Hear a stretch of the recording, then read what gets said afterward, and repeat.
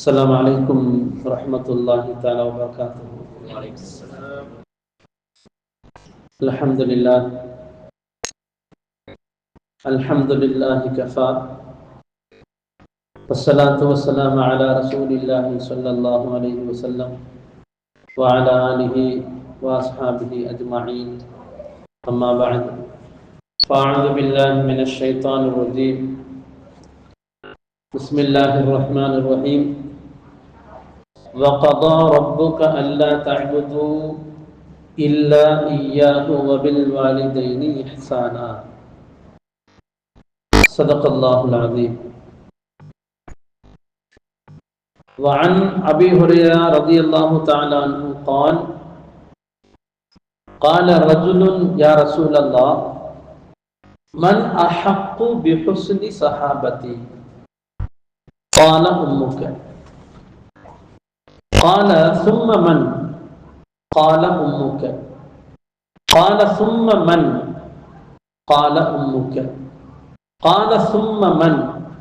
قال أبوك. صدق رسول الله صلى الله عليه وسلم. எல்லா புகழும் புகழ்ச்சியும் அல்லாஹ் ஒருவனுக்கு மட்டுமே உரித்தாகட்டுமாக. ஸலவாத்தும் சலாமும் கண்மணி முஹம்மது ரசூலுல்லாஹி ஸல்லல்லாஹு அலைஹி வஸல்லம் அவர்களின் மீதும் அவர்களின் குடும்பத்தார்கள், கிளையார்கள், உத்தம சத்திய சஹாபாக்கள், தாபிஈன்கள், தபஅ தாபிஈன்கள், வலிமார்கள், இறைநேசர்கள், குறிப்பாக இந்த மஜ்லிஸில் கூடியிருக்கும் நம் அனைவர்களின் மீதும் அல்லாஹ்வின் மற்றா கருணை எப்பொழுதும் என்றென்றும் நிகழட்டுமாக. ஆமீன். கண்ணியமான அல்லாஹ்வின் நல்லடியார்களே,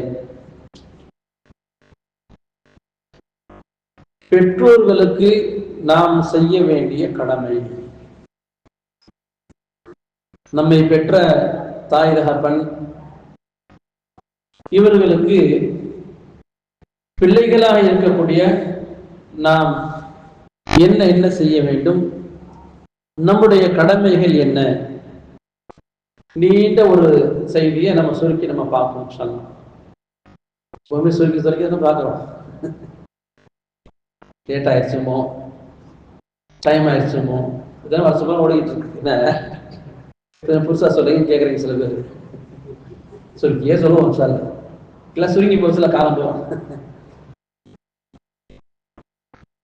சூர பனி இஸ்ராயில் 15வது ஜுஸுவில் அல்லாஹு தஆலா ஒரு அழகான ஒரு செய்தியை நம்ம சொல்லி காட்டுறோம். وَقَضَى رَبُّكَ أَلَّا تَعْبُدُوا إِلَّا إِيَّاهُ. அல்லாஹ் தீர்ப்பளித்து விட்டார். அப்படின்னா என்ன அர்த்தம்? மாற்றி பேசுறதுக்கு ஒண்ணும் இல்லை. அல்லாவே தீர்ப்பு செஞ்சுட்டான்னு என்ன அர்த்தம்? நம்மளாம் ஒண்ணு பேச, அல்லாவுடைய சட்டம்.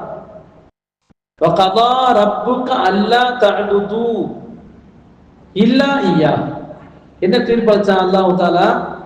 என்னை தவிர யாரையும் வணங்கக்கூடாது அல்லாஹ் தீர்ப்பு செஞ்சுட்டான். இது ஒரு செய்தி. வபில் வாலிதைனி இஹ்சானா. இரண்டாவது என்ன செய்தி? பெற்றோர்களுக்கு நீங்கள் உபகாரமான முறையில் நடக்க வேண்டும் என்றும் அல்லாஹ் தீர்ப்பளித்து விட்டார். இப்ப என்ன அர்த்தம்? பெற்றோர்களுக்கு ஒரு பொழுதும் மாறு செய்யவே கூடாது. அந்த பெற்றோர் காஃபிர்களாக இருந்தாலும் சரி. நல்லா கவனிச்சுக்கணும். அல்லாஹ் இன்னொரு அந்த வசனத்தில் சொல்லி காட்டுகின்ற பொழுது, அவர்கள் உங்களுக்கு ஈமான் சம்பந்தப்பட்ட இஸ்லாத்துக்கு மாற்றமான செய்திகளை சொன்னாங்கன்னா அதுக்கு கட்டுப்படணும்னு அவசியம் இல்லை. உலகம் சார்ந்த விஷயங்கள்ல நல்ல முறையில் நடந்து கொள்ளுங்கள். காசு தர்றது, பணம் தர்றது, தங்க இடம் கொடுக்கிறது, உடை எடுத்து கொடுப்பது, உணவு கொடுப்பது, இப்படி உலகம் சார்ந்த விஷயங்கள்ல அவங்க இஸ்லாத்துக்கு மாற்றமானவங்களா இருந்தாலும் சரி, அவர்களை நாம் பாதுகாக்க வேண்டிய கடமை நமக்கு உண்டு, பிள்ளைகளுக்கு உண்டு. இப்ப பிள்ளைகள் என்ன செய்யணும்? பெற்றோர்களை கண்ணியமான முறையில் அவர்களை நடத்த வேண்டும். ரெண்டு தீர்ப்பு அல்லாஹ் சொல்லிட்டான். ஒண்ணு, அவனை மட்டும்தான் வணங்கணும். இரண்டாவது, பெற்றோர்களுக்கு உபகாரமான முறையில் நடந்து கொள்ள வேண்டும். இப்ப அப்படியே செய்தி பார்த்துட்டு, இது அசல் பேசிக். அப்படியே பார்த்துக்கிட்டே வாங்கலாம். நபிகள் நாயகம் முஹம்மது ரசூலுல்லாஹி ஸல்லல்லாஹு அலைஹி வஸல்லம் அவங்கள்ட்ட ஒரு சஹாபி வந்து கேட்கிறாங்க, மன் அஹக்கு பி ஹுஸ்னி ஸஹாபதி, யா ரசூலல்லாஹ், நான் யாருக்கு ரொம்ப உபகாரம் செய்ய வேண்டும் அப்படின்னு கேட்கிறாங்க. ரசூலுல்லாஹ் சொல்றாங்க, உம்முக்க, உம்முடைய தாய். திரும்பி கேட்கிறார், யா ரசூலல்லாஹ், யாருக்கு நான் அதிகமான முறையில் உபகாரம் செய்ய வேண்டும்? உன்னுடைய தாய்க்கு. மூணாவது அந்த சஹாபி கேட்கிறாங்க, யா ரசூலல்லாஹ், நான் யாருக்கு அதிகமான முறையில் உபகாரம் செய்ய வேண்டும்? உன்னுடைய தாய்க்கு. எத்தனை முறை சொன்னாங்க? 3 முறை சொன்னாங்க ஸல்லல்லாஹு அலைஹி வஸல்லம். இந்த சஹாபி விடல, யா ரசூலல்லாஹ், நான் யாருக்கு அதிகமான முறையில் உபகாரம் செய்ய வேண்டும்? கால அபூக, உன்னுடைய தந்தைக்குன்னு சொன்னாங்க. இந்த தாய் தந்தையில முதலிடம் யாருக்கு? இரண்டாவது தந்தைக்கு. இது நல்லா தெளிவா விளைஞ்ச. ஏன் அப்படி சொன்னா, 10 மாதம் சுமந்தெடுத்தவள் யாரு? தகப்பன் இல்லையில. அதனால தாய்க்கு அவ்வளவு ஒரு முக்கியத்துவம். தாய்க்கு அந்த அளவுக்கு முக்கியத்துவம், முதலிடம். அதுக்கடுத்து ரசூலா இன்னொரு முதலிடம் தர்றாங்க. அவங்க அந்தஸ்தை பத்தி ரசூலா சொல்றாங்க, அல் ஜன்னத்து தஹ்த அக்தாமி உம்மஹாத்திக்கும், சொர்க்கம் உங்களது தாய்மார்களின் காலடியில் உள்ளது. தந்தைமார்கள் காலடியில் ஹதீஸ் இல்ல, தாயை பத்தி தான் சொல்றாங்க. இந்த 2 பேரை சேர்த்து நபிகளார் ஸல்லல்லாஹு அலைஹி வஸல்லம் இன்னொரு செய்தியில சொல்றாங்க, உங்களது தாயோ தகப்பனோ, குர்ஆன்ல அல்லாஹ் சொல்றான், உங்களது தாயோ தகப்பனோ அவர்களில் ஒருவரோ அல்லது இருவரோ இருந்தாங்கடா, 2 பேர் இருந்தாங்கனாலும் சரி, அல்லது ஒருத்தர் மரணமாகி ஒருத்தர் இருந்தாலும் சரி, அவர்களுக்கு நீங்கள் உபகாரம் செய்ய வேண்டும், உபகாரம் செய்ய வேண்டும். வகுர் ரப்பிர்ஹம்ஹுமா கமா ரப்பயானி ஸகீரா, நீங்க அவங்களுக்கு துஆ செய்யணும். எப்படி துஆ செய்யணும்? இர்ஹம்ஹுமா, யா அல்லாஹ், அவர்களுக்கு நீ ரஹ்மத் செய்வாயாக, அருள் புரிவாயாக, இரக்கத்தை காட்டுவாயாக. எப்படி? கமா ரப்பயானி ஸகீரா, நாங்க சின்ன குழந்தைகளாக இருந்த பொழுது எப்படி எங்கள் மீது அவர்கள் இரக்கம் காட்டி அன்பை செலுத்தி எப்படி அவங்களை அப்படியே படிப்படியா வளர்த்து வந்தாங்களோ அந்த மாதிரி நீ அவர்களுக்கு அருள் புரிவாயாக என்று நீங்கள் துஆ செய்யுங்கள். அப்ப பிள்ளைகள் பெற்றோர்களுக்கு செய்ய வேண்டிய கடமைகளை பத்தி அல்லாஹ் தஆலா குர்ஆனில் சொல்றான். நபிகள் நாயகம் ஸல்லல்லாஹு அலைஹி வஸல்லம் ஹதீஸிலும் நமக்கு சொல்லி காட்டுகின்றார்கள். நபிகளார் முஹம்மது ரசூலுல்லாஹ் ஸல்லல்லாஹு அலைஹி வஸல்லம் அவர்கள் இன்னொரு ஹதீஸில் இப்படி குறிப்பிட்டு காட்டினார்கள், ரிதர் ரப்பி ஃபீ ரிதல் வாலிதி வ சக்துர் ரப்பி ஃபீ சக்தில் வாலிதி. அரபில வாலிது என்ன அர்த்தம்? 2 பேர்த்தையுமே சேர்த்துக்கும். அம்மா அத்தா, பெற்ற தாய் தாப்பன் 2 பேரையுமே சேர்த்துக்கும். அல்லாஹ்வுடைய பொருத்தம் எதில் இருக்கிறது? பெற்றோர்களின் பொருத்தத்தில் அல்லாஹ்வுடைய பொருத்தம் உண்டு. பெற்றோர்களின் கோபத்தில் அல்லாஹ்வுடைய கோபம் உண்டு. அப்ப நம்ம எப்படி நடந்துக்கணும்னு சொல்றாங்க? பெற்றோர்களுக்கு உபகாரம் செய்து அவர்களுடைய துஆவை நாம் பெற்றுக்கொள்ள வேண்டும், அவர்களுடைய வாழ்த்தை நாம் பெற்றுக்கொள்ள வேண்டும். அவர்கள் நமக்காக வேண்டி செய்கின்ற துஆக்களை பெற்று வாழ்ந்தோம் என்று சொன்னால், நீங்க இன்னைக்கு உலகத்துல பார்க்கலாம், நம்ம நடைமுறையில பார்க்கலாம், சில பேர் நல்லா அப்படி வளர்ந்து மிகப்பெரிய ஒரு அந்தஸ்து தரஜாக்கு போயிருப்பாங்க. கூப்பிட்டு அவங்க கேட்டு பாருங்களேன், அவங்க 2 விஷயத்தை சொல்லுவாங்க. ஒண்ணு, எங்க அத்தா அம்மாவுக்கு நான் விசுவாசமா நடந்தேன், அவங்களுடைய துஆ தான் என்னை எவ்வளவு தூரத்து கொண்டு போய் விட்டுச்சுன்னு சொல்லுவாங்க. 2வது சொல்லுவாங்க, என்னுடைய ஆசிரியர் தந்தை இருக்காங்க பாத்தீங்களா, எனக்கு படிச்சு கொடுத்த ஆசிரியர் தந்தை, அவங்க என்ன வாழ்த்துனாங்க, அவங்கள்ட்ட நான் ரொம்ப பணிவா நடந்துக்கிட்டேன், அவங்க விஷயத்துல எவ்வளவு கண்ணியம் கொடுக்க முடியுமோ அந்த அளவுக்கு கண்ணியத்தோடு நடந்து கொண்டேன், நான் உயர்ந்த அந்தஸ்துக்கு வந்தேன்னு சொல்லுவாங்க. இந்த ரெண்டு பேர்த்திட்ட நம்ம சாபம் வாங்கிட்டோம்னு வச்சுக்கோங்களேன், ஆசிரியர்கிட்டயோ பெற்றோர்கள்ட்டையோ சாபத்தை வாங்கி விட்டோம் என்று சொன்னால், அவங்களுடைய பத்துவாவுக்கு ஆளாயிட்டாங்கன்னு சொன்னா அவங்க வாழ்க்கையில முன்னேறதுல ரொம்ப தடை ஏற்படும், ரொம்ப தடை அவர்களுக்கு ஏற்படும். நடைமுறையில் இதெல்லாம் பார்க்கக்கூடிய ஒரு செய்தி நம்ம. அப்ப பெற்றோர்களை எந்த அளவுக்கு நாம் கண்ணியப்படுத்த வேண்டுமோ அந்த அளவுக்கு அவர்களை கண்ணியப்படுத்த வேண்டும். இப்னு உமர் ரலியல்லாஹு தஆலா அன்ஹு அவங்க சொல்றாங்க, அன்ன ரஜுலன் அத்தன் நபிய ஸல்லல்லாஹு அலைஹி வஸல்லம் ஃபகால யா ரசூலல்லாஹ் இன்னி அஸப்து தம்பன் அதீமன் ஃபஹல்லி மின் தௌபத்தின். ஒரு சஹாபி வந்தாங்க, யா ரசூலல்லாஹ் நான் ஒரு பெரிய குற்றம் பாவம் செய்து விட்டேன், ஃபஹல்லி மின் தௌபத்தின் எனக்கு தௌபா இருக்குதான்னு கேக்குறாங்க, எனக்கு பாவ மன்னிப்பு உண்டா அப்படின்னு கேக்குறாங்க. ரசூலுல்லாஹ் என்ன சொல்லிருக்கணும், என்ன பாவம் செஞ்சீங்க அப்படிங்கிறது விசாரிச்சு அல்லாஹ்ட்ட கேளுங்கன்னு சொல்லியிருக்கணுமா இல்லையா?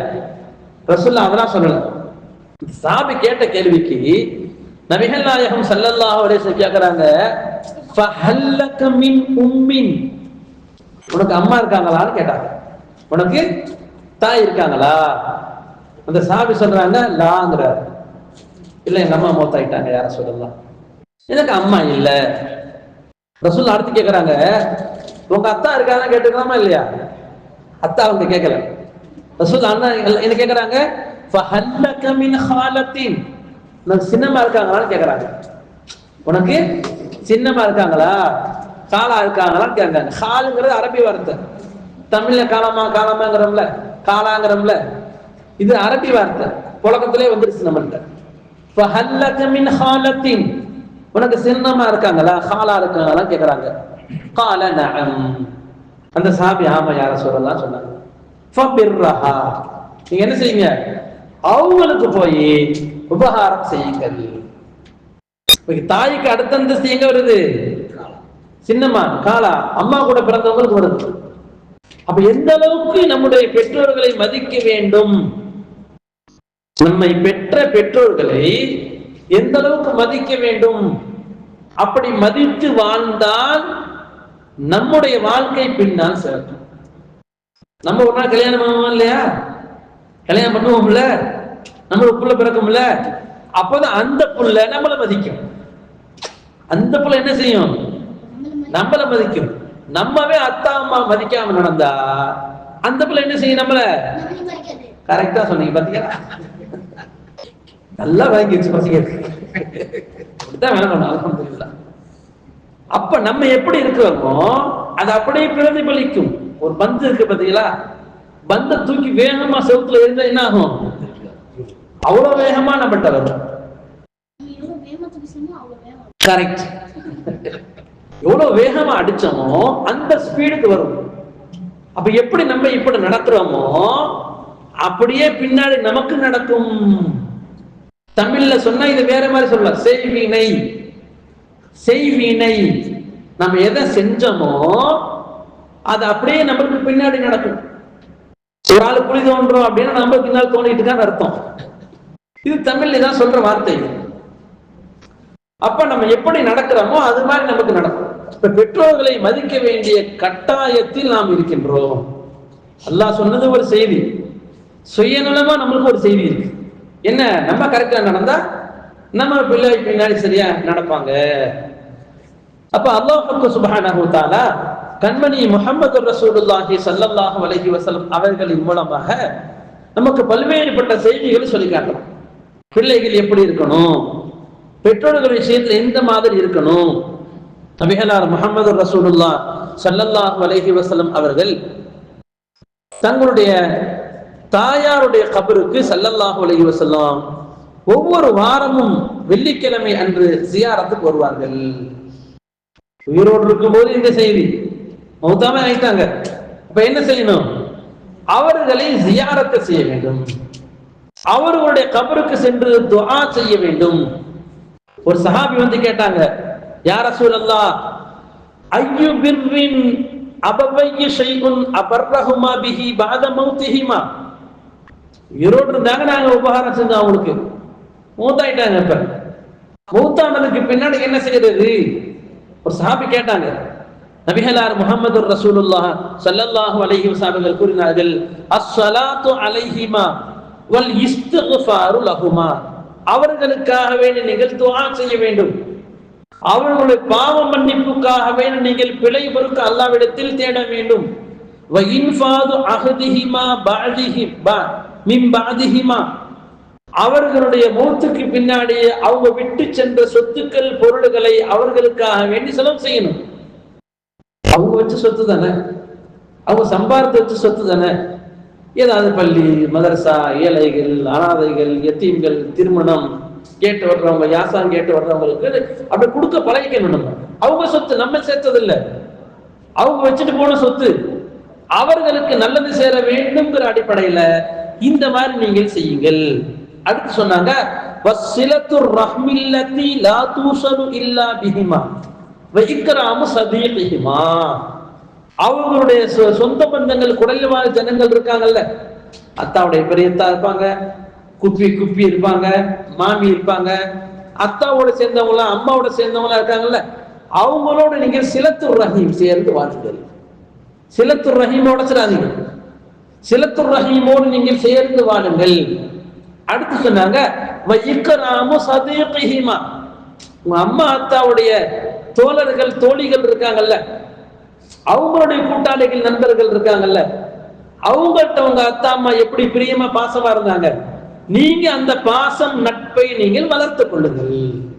அவங்கள போய் சந்திங்க, அவங்கள போய் பாருங்க, அவங்கள்ட்ட உறவாடுங்க, நீங்க சிலத்துர் ரஹீமை வைத்துக் கொள்ளுங்கள் என்பதை எல்லாம் நபிகள் நாயகம் முஹம்மது ரசூலுல்லாஹ் ஸல்லல்லாஹு அலைஹி வஸல்லம் அவர்கள் இப்படி எல்லாம் நமக்கு சொன்னார்கள்.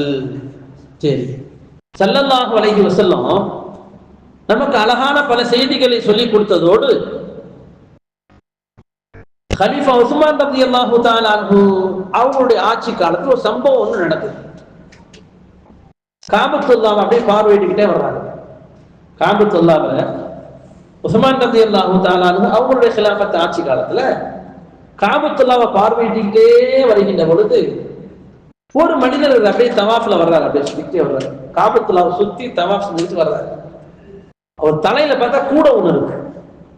கூடையை சுமந்து கொண்டு தவாஃப்ல சுத்திக்கிட்டே வர்றாரு.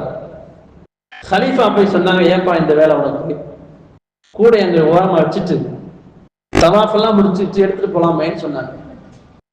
அப்ப அந்த மனிதர் சொன்னார், கலீஃபாவே, கூடையில் இருக்குது இது பொருள் இல்லை, என்னுடைய வயோதிகமான தாய், என்னுடைய வயோதிகமான தாய், அவர்களையும் நான் அழைத்துக் கொண்டு எடுத்துக்கொண்டு நான் உம்ரா செய்கின்றேன் அப்படின்னு சொன்ன உடனே கலீஃபா சொன்னாங்க, அப்படியா படா, உன்னுடைய தாயின் வயிற்றில் இருந்தாய் அல்லவா, அப்பொழுது ஒரு முறை புரண்டு படுத்தையில அதற்கு கூட ஈடாகாது, நீ அவ்வளோ பெரிய உபகாரம் அவர்களுக்கு நீ செய்ய வேண்டும், அப்படிப்பட்ட கடமை உனக்கு உண்டு அப்படிங்கிற செய்தி சொன்னாங்க. இப்ப தாயுடைய வயிற்றில் நம்ம இருந்தோமே, எவ்வளவு சிரமத்தை அவங்க அனுபவிச்சிருப்பாங்க, எவ்வளவு கஷ்டத்தை அனுபவிச்சிருப்பாங்க. அவங்க அப்படி கஷ்டத்தெல்லாம் அனுபவிச்சு நம்மளை பிள்ளையா பெற்றெடுத்தாங்களே, இப்ப நம்ம என்ன செய்யணும், அந்த அளவுக்கு அவர்களுக்கு உபகாரம் செய்ய வேண்டிய கடமை நமக்கு உண்டு. நபிகளார் முஹம்மது ரசூலுல்லாஹி ஸல்லல்லாஹு அலைஹி வஸல்லம் இன்னொரு செய்தியை சுருக்கமா சொல்றாங்க பாருங்களா. என்ன செய்தி? நம்ம இந்த உலகத்துல பாவம் குற்றம் செய்து விட்டால் அல்லாஹ் நாடுனா மன்னிக்கலாம், அல்லாஹ் மன்னிக்காட்டி மறுமையில தண்டனை உண்டு, அல்லாஹ் மன்னிச்சா மறுமையில தண்டனை இல்லாமையும் போகலாம். இப்படிதான் மார்க்கு நம்மளுக்கு சொல்லுது. ஒரு விஷயத்தை ஆணித்தனமா ரசூலுல்லாஹ் சொல்றாங்க, யார் பெற்றோர்களுக்கு உபகாரம் செய்யவில்லையோ, அவர்களை நோவினைப்படுத்தி வாழ்ந்தார்களோ, அவர்களை வேதனைப்படுத்தி வாழ்ந்தார்களோ, பெற்றோரின் கோபத்துக்கும் சாபத்துக்கும் ஆளாகி யார் இந்த உலகத்தில் வாழ்ந்து கொண்டிருக்கிறார்களோ, அவர்கள் மரணிக்கின்ற பொழுது அந்த வேதனையை அனுபவிக்காமல் மரணிக்க மாட்டார்கள். அல்லாஹ் நம்மை பாதுகாப்பான். ஆணித்தனமா சொல்றாங்க. ரசூல் ஆணித்தனமா சொல்றாங்க. அதனால பிள்ளைகளா இருக்கக்கூடியவங்க என்ன செய்யணும்? நம்மளும் புள்ளதான். இப்ப நான் பேசிட்டு இருக்கேன், நான் யாரு? எங்க அம்மாவுக்கு நான் புள்ளதானே, எங்க அத்தாவுக்கு நான் புள்ளதானே. புள்ளனா சும்மா 5 வயசு 10 வயசு நினைக்க கூடாது. நம்ம எல்லாருமே புள்ளதான் நம்ம அத்தா அம்மாவுக்கு. அப்ப நம்ம எப்படி இருக்கணும்? தாய் தகப்பன் இருக்காங்கடா, அவங்க ஹயாத்து உள்ள வரைக்கும் அவங்களுடைய துஆவை பெற்றுக் கொள்வதற்குள்ள வழிகளை நாம் செய்து கொள்ள வேண்டும். அவங்களுடைய கோப சாபத்துக்கு ஆளாயிட்டோம்டா, அதனுடைய குற்றங்கள் அதனுடைய தண்டனை அனுபவிக்காமல் மரணம் ஏற்படாது. ஸல்லல்லாஹு அலைஹி வஸல்லம் சொல்றாங்க. பெற்றோர்களை நாம் கண்ணியப்படுத்த வேண்டிய கடமை நமக்கு உண்டு. அதே நேரத்தில் இன்னொரு செய்தியை பார்க்கணும். பெற்றோர்களா இருக்கிறவங்க பிள்ளைகள் விஷயத்தில் எப்படி நடந்து கொள்வது, அது தனி சப்ஜெக்ட். பெற்றோர்களா இருக்கிறவங்க பிள்ளைகள் விஷயத்துல எப்படி நடந்துக்கணும்? இப்ப வரப்ப கூட அண்ணன் ஒரு செய்தி சொன்னாங்க. சமீபத்தில் மலேசியா சமூகம் நினைச்சா இல்லையா, ஒரு பொண்ணை கொலை பண்ணது. எத்தனை முறையில் கத்தியில குத்தப்பட்டதா? 200 தடவை. ஒருக்கா 2 தடவை இல்ல. அல்லாஹு அக்பர். இப்ப நம்ம இந்த நேரத்தை கவனிக்க வேண்டிய ஒரு பொறுப்பு நம்மளுக்கு உண்டு. பெற்றோர்களாக இருப்பவர்கள் பிள்ளைகளை எப்படி வளர்க்க வேண்டும், பிள்ளைகளுக்கு எதை சொல்லிக் கொடுக்க வேண்டும், பிள்ளைகளுக்கு எந்த ஞானங்களை கொடுக்க வேண்டும் என்ற ஒரு செய்தியை சொன்னாங்க. இதெல்லாம் சில செய்தி சொல்லிக்கிட்டே வந்தது நல்லா இருக்கும். மார்க்கமா தான் மார்க்கத்தை தான் சொல்லணும் என்ற ஒரு செய்தி எனக்கு சொன்னாங்க. உஸ்தாத், பையனுக்கு சொல்லுங்க உஸ்தாத், தண்ணி ஓதி கொடுங்க உஸ்தாத், என்னை கண்டுக்கவே மாட்டேங்கிறான், எங்களை கண்டுக்கவே மாட்டேங்கிறான், பார்த்துக்கவே மாட்டேங்கிறான் உஸ்தாத் அப்படின்னாங்க. அப்ப நான் அவங்கள்ட்ட சொன்னேன், சரி ஓதி கொடுத்துட்டேன். உண்மையை பேசணுமா, உண்மை சொல்லணுமா இல்லையா? லாஜிக்னு ஒண்ணு இருக்கு, அறிவுன்னு ஒண்ணு இருக்கு, உணர்வுன்னு ஒண்ணு இருக்கு, ரத்தத்துல ஊர்னதுன்னு ஒண்ணு இருக்கா இல்லையா? அதுதான் வெளிப்படும். சும்மா எல்லாமே டக்கு வெளிப்பட்டுறாது. அறிவுல ஊர்னது, உடம்புல ஊர்னது, ரத்தத்துல ஊர்னது, இதுதான் நம்மகிட்ட செயல்பாடாக வெளிப்படும். நம்மகிட்ட இதுதான் செயல்பாடா வெளியே வரும். அப்ப நான் அவர் சொன்னேன், அது நான் ஓதத்தர அழுந்து நல்லா லேசாக்கி வைப்பான், இருந்தாலும் பையன் என்னை கவனிக்கல, பையன் என்னை பார்த்துக்கலன்னு சொல்றது முறையில் நீங்க சொல்றது. ஏன் அப்படின்னா, ஒரு ஐசிய காரணமாக வச்சு நீங்க பிள்ளை இன்னொரு அட்டை கொடுத்துட்டீங்க. எத்தனை வயசுல கொடுத்தீங்க? 3 வயசு 4 வயசு 5 வயசு கொடுத்துட்டீங்க. இப்ப அவன் கல்யாணம் பண்ணி அவனுக்கு பிள்ளையெல்லாம் பிறந்துருச்சு. இந்த பிள்ளை நீங்க என்ன சொல்றீங்க? ஏன் மகங்கிறீங்க. யார்கிட்ட வளர்ந்த பிள்ளை இது? இந்த புள்ள யார்கிட்ட வளர்ந்த புள்ள? யாரோட அண்டி இருந்துச்சு? இப்ப இந்த புள்ள உங்களை நேசிக்கணும், உங்களை பாசம் வைக்கணும்னா எப்படி வரும்? உணர்வு பூர்வமா வருமா? உள்ள பூர்வமா வருமா? லாஜிக் ஒத்து வருதா? பாத்தீங்களா? அப்ப அந்த பையனுக்கு என்ன சிந்தனை வரணும்? மறுமையில அல்லாஹ் நம்மளை கேட்பான், மறுமையில அல்லாஹ் நம்மளை விசாரிப்பான். உண்மையா பெற்றது இவங்கதான், உலக அடிப்படையில் இப்படி போயிட்டோம் அப்படிங்கிற ஞானம் அந்த அகாமா யாருக்கு வேணும்? அந்த பிள்ளைக்கு வரணும். அந்த பிள்ளைக்கு வந்தாத்தான் அந்த பிள்ளை உண்மையிலே உங்களை கவனிக்கும், உண்மையிலே உங்களை பார்க்கும், உண்மையிலே உங்களை கண்ணியப்படுத்தும். அப்படி இல்லாத வரைக்கும் அவங்களுக்கு உண்மையான தாய் தான் யார் வளர்த்தாங்களோ. இப்ப புரியுதா? இப்ப நம்ம எப்படி பிள்ளைகளை வரைக்கின்றோமோ. அன்னை வரப்போ இன்னொரு செய்தி சொன்னாங்க. சின்ன குழந்தையில என்ன செஞ்சிடறோம்? நம்ம பெத்த பிள்ளைதான், வேலைக்கு போறோம், ஆபீஸுக்கு போறோம், அப்படிங்கிற பேர்ல இந்த பிள்ளைய இன்னொரு இடத்துல விட்டுட்டு போயிடுறோம், இன்னொரு இடத்துல ஒரு சம்பளத்தை விட்டுட்டு போயிடுறோம். அவங்க எப்படி அந்த பிள்ளைக்கு சொல்லி தர்றாங்களோ, அந்த பிள்ளை எப்படி வளர்க்குறாங்களோ, அந்த பிள்ளைக்கு அந்த புத்தி தான் வரும், அந்த சிந்தனை தான் வரும், அந்த யோசனை தான் வரும். பாருங்க, உதாரணமா இந்த செய்திக்கு ஒரு ஹதீஸ் ஞாபகத்துக்கு வருது. நபிகளார் முஹம்மது ரசூலுல்லாஹி ஸல்லல்லாஹு அலைஹி வஸல்லம் சொல்றாங்க, அன்னாசு மஆதினுன் கமஆதினுல் ذهبி வல் ஃபில்லதி. மனிதர்கள் எப்படிப்பட்டவர்கள் தெரியுமா? தங்கம் வெள்ளிகளை போன்றவர்கள். அஸ்ஸஹப்னா தங்கம், வல் ஃபில்லானா வெள்ளி. குழந்தை பிள்ளைகள் மனிதர்கள் தங்கம் வெள்ளிகளை போன்றவர்கள். தங்க வெள்ளிக்கு எவ்வளவு உயர்வான மதிப்பு இருக்குது, காசு மதிப்பு. அப்படியே எடுத்துக்கலாம் ஒரு செய்தி.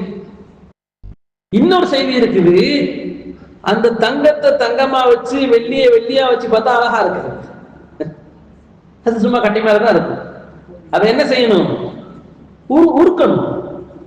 உருக்குனாதான் தோடா ஜிமிக்கியா மாட்டலா பணம் மாதிரியா அது வரும். அதே தங்கத்தை எடுத்து உருக்கி பூனைக்குட்டி மாதிரியும் செய்யலாம், யானைக்குட்டி மாதிரியும் செய்யலாம், கழுத மாதிரியும் செய்யலாம், குதிரை மாதிரியும் செய்யலாம், நாய்க்குட்டி மாதிரியும் செய்யலாம், பொம்மை மாதிரியும் செய்யலாம். எல்லா வகையிலும் செய்ய முடியுமா இல்லையா? அந்த உருக்கிட்டா எந்த ரூபத்திலும் அவைகளை மாற்றலாம். ரசூலுல்லாஹ் அதான் சொல்ல வர்றாங்க, உங்களுக்கு பிள்ளைகள் இருக்காங்க பாத்தீங்களா, தங்கம் வெள்ளிகளை போன்றவர்கள்.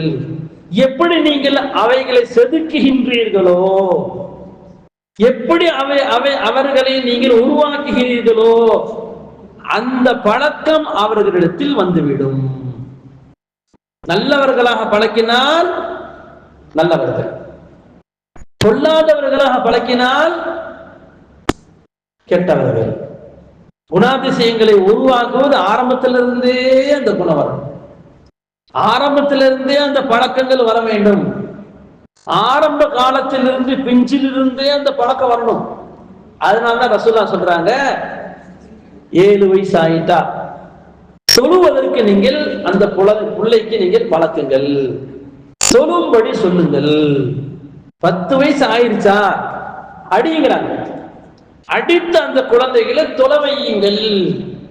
சின்னதுல இருந்தே அந்த பழக்கம் வரணும், சின்னதுல இருந்தே அந்த பண்பு வரணும். அப்படி வந்தது என்று சொன்னால்தான் அந்த பிள்ளைகள் என்ன செய்வாங்க, தாய் தகப்பனை மதிக்கக்கூடிய அந்த இல்மு ஞானம் அவர்களுக்கு வரும். 2 பக்கம் பார்க்கணும். ஒரு நாணயத்துக்கு எப்படி 2 பக்கம் இருக்குது, பூ தலை, அந்த மாதிரி தாய் தகப்பனும் முறையா பிள்ளைகளை வளர்க்கணும். அப்படி வளர்த்தா தான் அந்த பிள்ளை தாய் தகப்பனையும் மதிப்பாங்க. 2மே இருக்கு. 2ல ஏதாவது மாறி போனாலும் எல்லாமே மாறி போயிடும். அல்லாஹ் சுப்ஹானஹு வ தஆலா இந்த குழந்தைகள் விஷயத்துல அவர்களை முறையான முறையில் வளர்ப்பது, பெற்றோர்கள் விஷயத்துல பிள்ளைகள் கண்ணியமான முறையில் நடப்பது, அவர்களை எப்படி கண்ணியப்படுத்த வேண்டுமோ அந்த விதத்தில் அவர்களை கண்ணியப்படுத்துவது, எல்லா விஷயங்களையும் மார்க்கம் நமக்கு ரொம்ப அழகா சொல்லி கொடுத்துருச்சு, ரொம்ப தெளிவா சொல்லி கொடுத்துருச்சு. அல்லாஹ் சுப்ஹானஹு வ தஆலா இஸ்லாம் மார்க்கம் நபிகளார் காட்டி தந்த வழி பிரகாரம் அல்லாஹ் ரசூல் மார்க்கம் குர்ஆன் ஹதீஸிலும் சொன்ன அடிப்படையில் வாழுகின்ற முழு பாக்கியத்தை அல்லாஹ் நம் அனைவர்களுக்கும் தந்தருள் புரிவானாக. வ ஆகிரு தஅவானா அல்ஹம்துலில்லாஹி ரப்பில் ஆலமீன். அஸ்ஸலாமு அலைக்கும் வரஹ்மத்துல்லாஹி தஆலா வ பரகாத்துஹு.